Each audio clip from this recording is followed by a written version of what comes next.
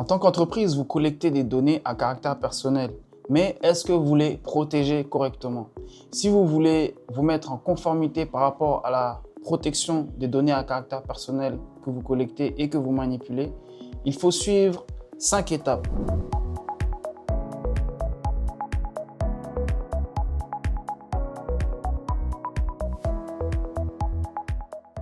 La première étape, il s'agit de la contextualisation. Donc, il faut poser le contexte de l'existant. Qui est le responsable de traitement? Est-ce que la structure inclut déjà un ou plusieurs DPO? Est-ce qu'il y a déjà eu des correspondances ou des échanges avec l'autorité de protection des données personnelles? Est-ce qu'il existe déjà dans l'entreprise des registres de traitement, etc. Pour la deuxième étape, il s'agit d'un audit de conformité sur la base des traitements qui ont été identifiés. Pour l'identification des traitements, on regarde les procédures internes de l'entreprise, on se penche sur les parcours clients et bien sûr, on interviewe, on dialogue avec les parties prenantes en interne. Pour un traitement par exemple qui a lien avec la gestion du personnel, on va dialoguer avec les ressources humaines. S'il s'agit d'un traitement en lien avec la vidéosurveillance ou un site web ou une plateforme web ou mobile de l'entreprise, on va parler avec les équipes techniques. Si on a une situation de sous-traitant, on va parler avec les équipes indiquées, peut-être la production. Dans cette étape où il s'agit d'évaluer le niveau de conformité, on se base sur les 7 grands principes de la protection des données à caractère personnel. Pour la troisième étape, il s'agit de la production d'un rapport de recommandation. Les recommandations sont des actions que l'entreprise va mettre en place pour augmenter son niveau de conformité.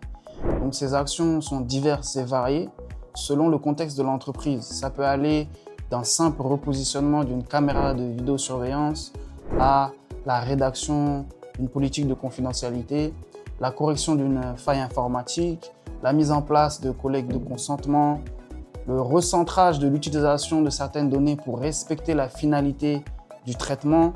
Ça peut aussi être la mise en place de registres de traitement ou l'enrichissement des registres de traitement, la modification des lieux et durées de conservation des données, etc. Pour la quatrième étape, il s'agit de la production de documents. Donc, c'est un projet documentaire qui va être adressé à l'autorité de protection des données à caractère personnel. Dans ce projet documentaire, on a un courrier qui présente la société, son responsable de traitement, son DPO et donc le projet en termes de protection des données à caractère personnel. Ensuite, il y aura aussi les formulaires APDP spécifiques à la situation et au contexte de l'entreprise. Si vous voulez plus d'informations sur les formulaires, n'hésitez pas à consulter notre vidéo sur le sujet. Pour la cinquième et dernière étape, il s'agit de la réception de la réponse de l'APDP. L'APDP va confirmer votre conformité en termes de protection des données à caractère personnel, mais le courrier contiendra 2 sections. Une section qui s'appelle la section des recommandations et l'autre section qui concerne les injonctions. Il faudra mettre en place impérativement les injonctions sous un délai qui va être spécifié dans le courrier de l'APDP et donc leur répondre pour les rassurer, leur indiquer que vous avez fait le nécessaire pour l'implémentation des injonctions. Pour les recommandations, il faut les mettre en place dans la mesure du possible, mais elles ne sont pas obligatoires.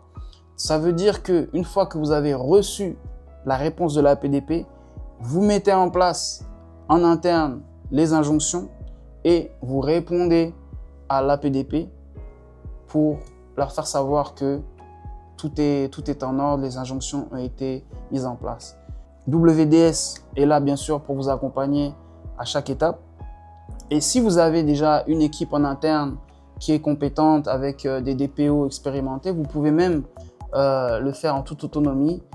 N'hésitez pas à utiliser notre outil smartdpo.africa, un outil qui vous facilite la tâche et qui vous fait gagner du temps, notamment avec la fonctionnalité de génération automatique de rapports de recommandations et aussi la génération des formulaires APDP.